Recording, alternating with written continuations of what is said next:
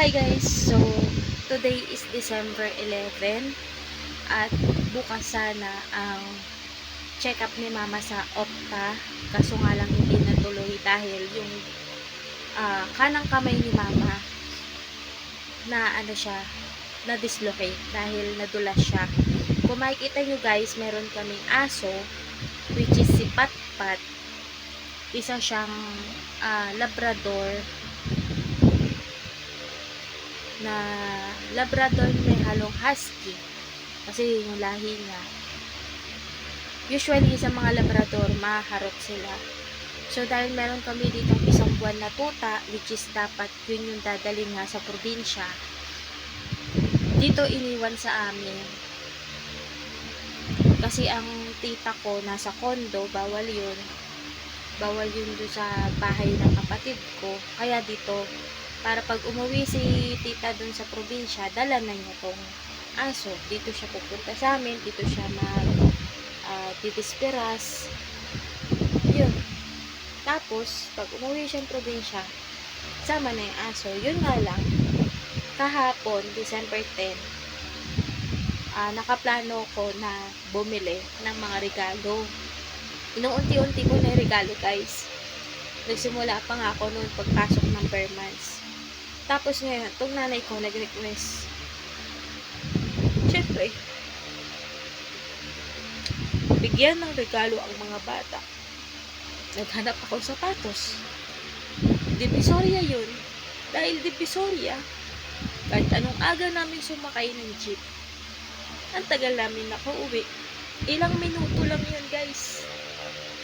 Nadulas si Mama, naitungkod niya yung kamay niya. Yun. Yung aso kasi, hindi lang siya yung katulad ni Potpot na sasalubong, didilaan yung paa mo. Siya hindi.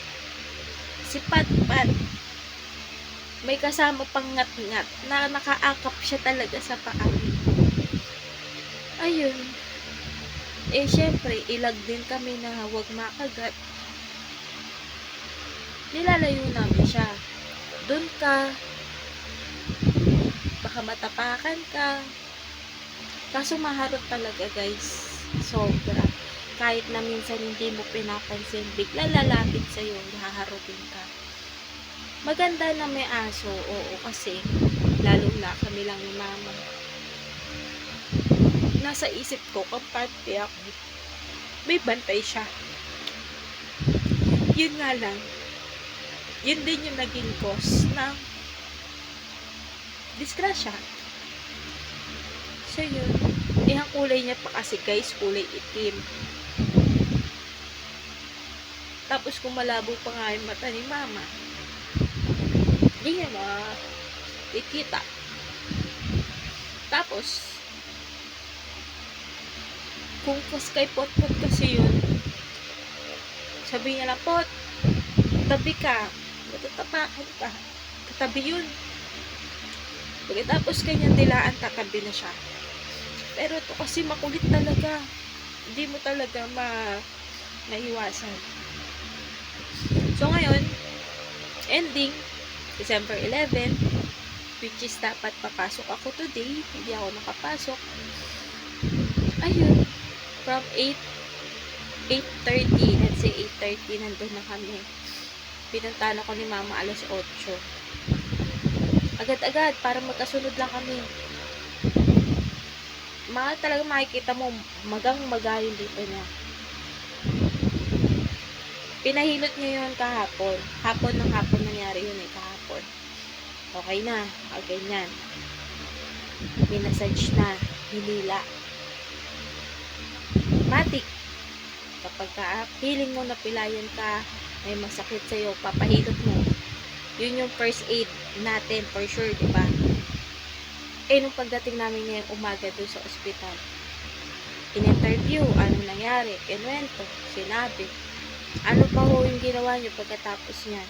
Pinalagyan ng lamis, pinahilot, sabi nung nag-i-interview, naku, pagagalitan kayo niyan. So yun guys, lesson, kapag sakali man sa inyo may madisgrasya o merong nadulas, at nabalian or napilayan, wag na wag yung gagalawin. Aantayin nyo yung doktor na sila ang gumalaw ng kamay nyo. Pero kung maaari, dun kayo sa private para, dahil syempre, unang bagsak na sakit, nanginilipit kayo niyan, maasikaso kayo kagad. Kasi dito sa pinuntahan namin ospital, maganda siya, oo, puro libre, kailangan mo lang ng card. Lalo ako lang gumagastos dito, ako lahat. Gastos ko, kulang pa yung sahod ko, walang matitira sa akin, bayad ako lahat dito. Bayad ko yung sa medicine ni mama, sa gastos niya, yung pangkain namin, lahat as in. So ngayon, nahinto yung silog namin, dahil nga ayan, then ako, kailangan ko rin magpahinga, pagod ko sa trabaho, yung hindi ko siya maisingit. Kasi yung utak ko na-drain na doon sa opisina. Gigising pa ako ng maaga, dagdag siya sa stress ko. Kaya sabi ko, ayoko na yan. Kung kaya mo yung silog, ituloy. Pero kung hindi na, wag. Pero kasi maganda kasi yun eh. Nakakatulong din naman yun sa amin kahit ano. Yun nga, sabi ko, yung sahod ko, sakto lang sa akin. Kasi malapit lang eh. Paano kung biglang mag-iba ako ng branch? Kung mamamasahin na ako ng ilang sasakyan ang sasakyan ko, kakapusin na ako dun. Ang nakakatulong sa amin yung silog. Gusto ko sanang gumising din ng maaga. Yun nga lang, apektado yung utak ko sa opisina. Lalo na kami ang humahawak ng sales, kami nga nakikipag-usap sa customer. So dapat yung utak ko walang ibang iniisip. Yun yung iniiwasan. Kasi nga, para maiwasan ang pagkakamali doon sa ginagawa. Focus. Madali lang naman i-focus yan eh. Madali kung madali. Kung merong tumutulong sa'yo. Pero, kung sa opisina, kanya-kanya, kailangan mo mag-focus doon sa pwesto mo, doon sa ginagawa mo. Kasi kapag nagkamali yan, ikaw at ikaw lang din ang sisisihin. Kahit na alam mo na yung ginawa mo, maraming inikutan, maraming pumirma, which is dapat sila din nakapansin na mali ka, na hindi na dapat yun nakalabas. Pero ending, ikaw pa rin ang mali. Yun yung iniiwasan. Pero kasi kung meron kang isang team na matino, nakikita nila na nahihirapan ka, tutulungan ka, iintindihin ka na, halimbawa, sabaw ka, sila na, uy ate, mali ito, ganyan. Yung ganun, tulungan. Kaso wala akong makitang ganun, guys. Literal. Kaya sabi ko kay mama, yung silog, hindi na kita papakailaman dyan. Kasi una, tinulungan ko siya, kumising din ako maaga, ako yung tagapak. Kasi sa opisina, inaantok ako. Tapos hindi ako pwedeng makita na lumagpas ako ng tulog ko, lampas alauna na, tulog ka pa. Kasi walang nanggigising sa akin. Ganun dun, guys. So, ngayon, ayun, sinabi ko sa kanya. Kasi mamaya, yan ang gagamitin sa akin na mas nagpo-focus ako dyan kumpara dito sa ginagawa ko. Baka hanapan ako ng butas. Kaya kailangan, ibababa ko yung pagkain nila dyan. Pero yung utak ko, kailangan, pag tinanong ako dun, alive ako. Alam ko yung isasagot ko. Kasi yung, alam mo yun, nagbebenta ka, tapos mangongolekta ka, tapos yung kinongolektahan mo pang office, sasabihin, hindi mo nagagampanan, kasi inuuna mo to. Gusto ko, kung nagagawa ko yung kay mama magolekta, mas focus ako, 90% kung saan ako nagtatrabaho, 10% yung kay mama. Kung hindi ko yun masingil, okay lang. Kasi, andyan lang sila eh. Nakakasama ko pa yung mga yan eh. Yung nga lang, may mga iba rin na mga nag-resign na, nag-awol na, mga hindi ko nasingil. So, bakit hindi ko nasingil? Kasi nangako, sahod na, susunod na, yun. So, hindi mo rin naman din may iwasan bakit sila umalis. So, may kanya-kanya silang reason. So, yun. matulog. Pero titignan ko muna yung sarili ko. Sayang eh. Tapos, ako yung maghahalo, ako lahat. Ang hirap kasi nun guys, yung galaw ka ng galaw dito, madaling araw pa lang. Tapos, 9 hours and 30 minutes kang nagtatrabaho doon. Mga ganong oras. Plus yung oras na na gumising ka na napakaaga. Doon pa lang pagod ka ni yung kakahalo mo. Kasi meron akong katrabaho ganyan ang ginagawa niya rin. Nagluluto sila sa umaga. Palagi siya game. Ganon. So, ganon din ang mangyayari sa akin. Ayoko naman nun. So, yun. Tingnan natin kung paano mangyayari doon. Kasi, kahit paano, yun yung nakakatulong sa amin. So, yun yung update ngayon, guys. Alas 8 kami nandun. O sige, sabi mo 8:30. Mga by 11 a.m. Dinala na si mama sa pina-x-ray na siya. Tapos, next nun, pinapunta na siya dun sa room kung saan isasemento yung kamay niya. Then the rest, naghintay lang kami sa wala. Alam niyo yung wala na hindi mo alam kung ikaw na yung kasunod na tatawagin, kung uuwi ka na ba, kung pagpasok ko dito bakit hindi na makalabas yung nanay ko, ako na lang yung nakakalabas. Ang hindi kasi na-i-explain ng maayos dun sa mga guard. Nagtanong siya sino pasyente sa inyong dalawa? Tinuro ko nanay ko. Saan kayo pupunta? Kakain? Ay hindi, bawal umabas ang pasyente. Alam, nagpaalam ako sa doktor eh. Pwedeng lumabas ang nanay ko. Hindi, ikaw lang ang lalabas. Sige ma, dyan ka na lang. Pero, in-explain naman pala ng doktor ko, ma'am, hindi naman kayo confine. Nagpa-check up lang kayo. Pwede kayo lumabas. Di sana, kung nung umaga pa lang, in-explain na ng maayos yun, nasabi dun sa guard. Ang tanong ng guard, sino pasyente sa inyong dalawa? Mama ko po. Siya kayo pupunta, kakain. Kasi inom siyang gamot eh. Ay, hindi pwedeng lumabas. Ikaw lang, siya may iwan. Kaya ngayon, iniisip ko, lahat ba dito sa ospital na to, bawat report may bayad? Kasi ayaw palabas yung nanay ko. Kaya lahat ng doktor na kinakausap ko doon, may bayad po ba dito? Kasi wala akong dalang pera. To be honest guys, wala akong dalang pera. Pamasahe ko lang itong dala ko. Tapos pangkain. Kasi nga, hindi ako magbabaon. Ako na. Yun. Ang hirap. Dalawa lang kami. Kapatid ko, hindi na makapag-live. Yung anak niya, nasa ospital. Si mama, hindi siya na-confine. Boyfriend ko, nagkakabaho. Sabi ko, pag nagtagal kami rin, punta ka, samahan mo ko dito. Magluluto ko ng kanin, dadalhin ko mama, para makatipid kami. Kasi, isang araw pa lang yun, nakamagkano na ako sa pagkain. Pagkain pa lang yun. Doon lang kami nagastusan. Tapos gamot. Yan, syempre, hindi naman maiwasan. Gastos talaga yan. Na kung saan dapat focus na lang ako sa gamot.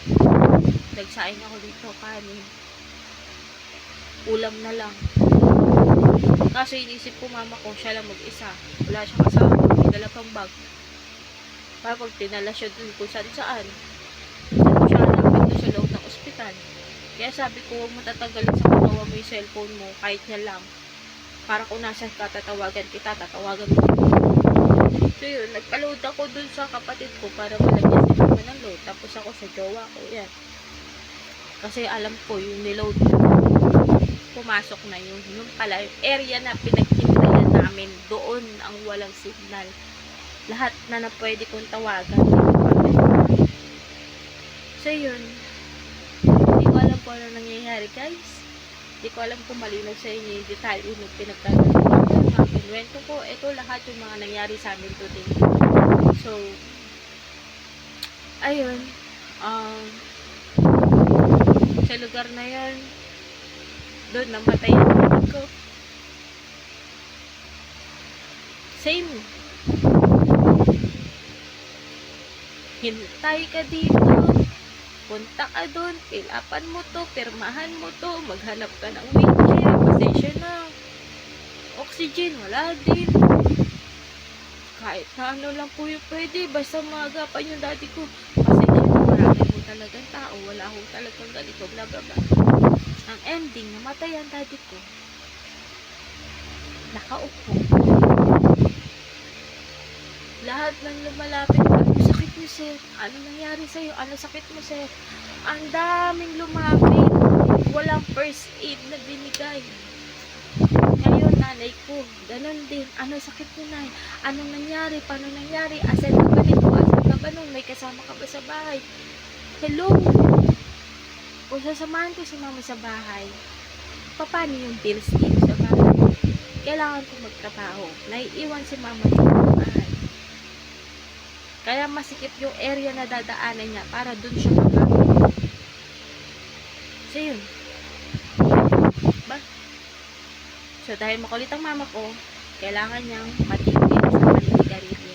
So ngayon, maniniwala na kailangan na niyan tumigil manigarilyo. So yun. Same ang nangyari. From 8 a.m. hanggang ngayong araw. Anong oras kami pinalabas? Halos 12 oras. Tapos babalik pa. Sabi ko baka pwede naman na umuwi. Kasi nagdala na akong ulan eh. Oh, sige na, sige. Balik na lang kayo dito sa gantong araw. So yun, kung magpapacheck up kayo in public, kailangan kung emergency yun, pasensya na. Kasi lahat ng emergency doon nakapila. Kung matsatsaga mo, matitiis mo, mahihintay mo, talagang para doon ka. Pero kung hindi mo makayanin ang paghihintay, siguro mas piliin mo na yung may bayad kaysa libre. Kasi yung may bayad sigurado na maaagapan ka. Kasi kung umasa ka sa libre, matutulad ka sa amin. Kasi ang iniisip ng daddy ko, wala na kami pambayad sa private hospital. Doon na lang siya. So dahil may blue card na siya, ayun nangyari sa kanya. Hintay. Ayun, namatay. Yung mama ko, hindi naman ganun kalala. Kaya naman yan din kasi nahintay. Pero yung mga malala, yung karamdaman, yung inatamay, ganyan. Doon na kayo sa magandang ospital para maagapan. Huwag kayong manginayang. Manginayang kayo sa buhay.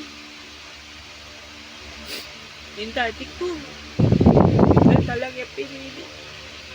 Kasi wala na kami pera. Nakahingi na ako ng tulong. Sabi niya, dito niya na ako dalhin. Sariwa sa isip ko lahat. Pero sana hindi ako nakinig. Sabi ko, ayoko bumalik dito. Eto ngayon, dyan kami. Pero siguro, kung kaya tigisin yung sakit dito, sa public.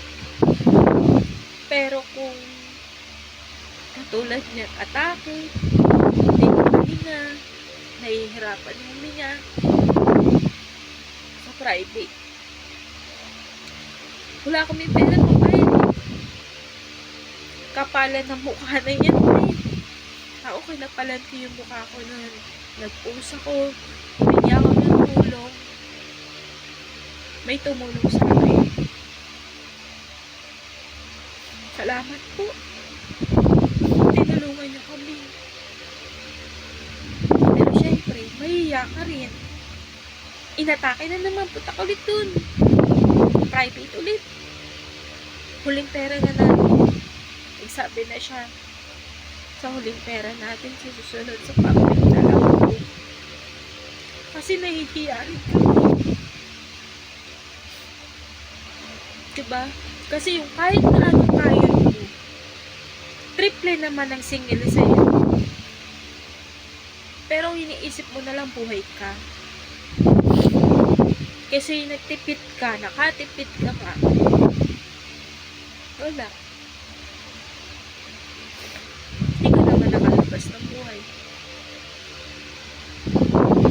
Sa totoo lang, takot na akong pumasok sa ospital. Dahil dun sa nangyari sa daddy ko. Takot ako kung paano napabayaan. Kesyo madaming pasyente. Sana may mga doktor, may mga nurse. Syempre, hindi mo rin sila mapipilit na mag-stay kasi nga, tao din yan, may mga binabayaran. So, yun. Sana yung mga public natin, no, public hospital, may improvement. Madagdagan ng nurse, mga doktor na magagaling, mabayaran sila ng tama, mapasahod sila ng tama. Kahit nasa public sila, guys. Tapos yung servisyo nila pang private, alam niyo yung mga ganong level, para hindi na sila pupunta sa ibang bansa. Tapos sa loob ng ospital, yung bawat pasyenteng darating, pag sinabing ER, nasa room. Experience namin, nasa hallway, nasa waiting area, hanap ka ng sarili mong wheelchair. Yung ganun. Pag dinala ka doon, ito na yung mga kailangan mo, ito na, yung sinasalit mo pa, dadaling ka na kagad sa ER. Parang yung sa Maddox, grabe. Nandun ko pala sa labas, information. Ako na yung nandun sa information. Yung daddy ko, naka-stretcher na. Syempre, lahat ng ospital, yung companion. Tapos sabi ko, nanay ko yung companion. Ako na lang pipill up nito, aalis nito. Nanay ko, nandun. Tapos may pangalan na daddy ko dito.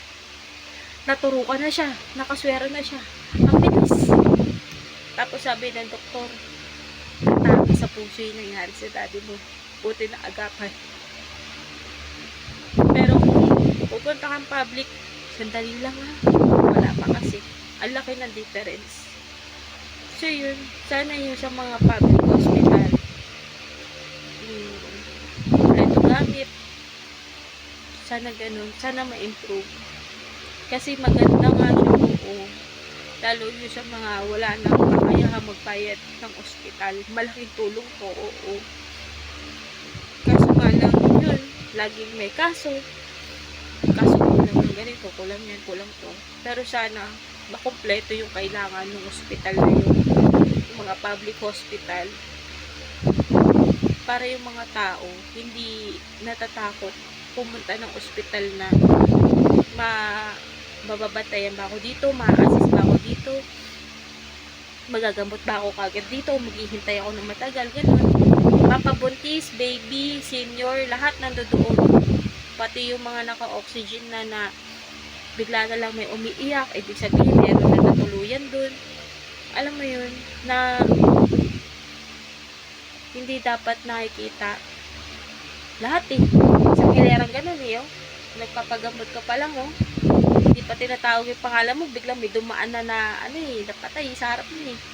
Yung lalo makakabahan. Sana iba yung, maiba sana yung ganung proseso. Yung nasa waiting area lang, yung mismong mga kasama ng pasyente, tapos yung mismong pasyente, yung mga nakaswero, nandiyan dyan sa mga rooms. Yung ganun. Yung nakahiga sila, hindi yung nakahiga sila sa upuan, nakabaluktot, nakalaylay sila dun sa wheelchair.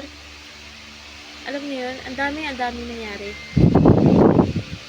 So, ayun, yun yung experience namin. Ang dami kong gustong sabihin, pero for sure, sana huwag kayong magalit sa akin. Sinabi ko lang yung experience ko doon sa public hospital na pinuntahan namin. Pero kung may choice talaga ako, private talaga pipiliin ko. Pero sana yung public may improvement. Alam ko naman kasi na kaya ganun, kulang ko lang. Kasi government siya guys, hindi lahat na po provide agad-agad. Compared sa mga private na malay mo sila talaga, yung hospital talaga bumibili ng mga aparato.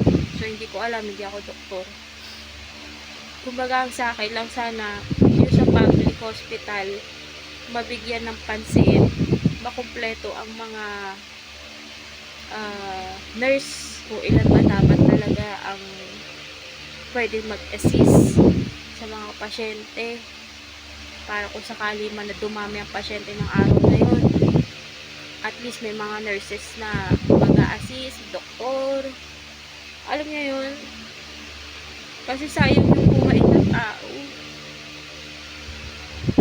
Nagpagamot siya sa inyo na masaya pa, malakas pa, tapos di mo alam kung makakalabas pa ba o hindi na. So yun, yun lang guys, ang dami kong sinabi, pero ito yung diary ko, ito yung nangyari sa akin whole day, lesson learned. So papasok na 2024, alam ko na gagawin ko, huling gastos ko na to, at ang pinagkagastusan ko naman yung mga inaanak ko. So para sa sarili ko, na-enjoy ko naman na yung kung ano meron ako ngayon, yung mga luho. Ngayon literal naging palabas siya kasi sunod-sunod yung mga check-up doon lang naman yun naubos. Pero kung sakali mang may matanggap ulit ako next year, alam ko na gagawin ko guys. So yun, salamat sa panonood. Nag-open up lang ako kasi gusto kong balikan itong nangyari na to, na malay nyo sa mga susunod na taon may improvement, diba?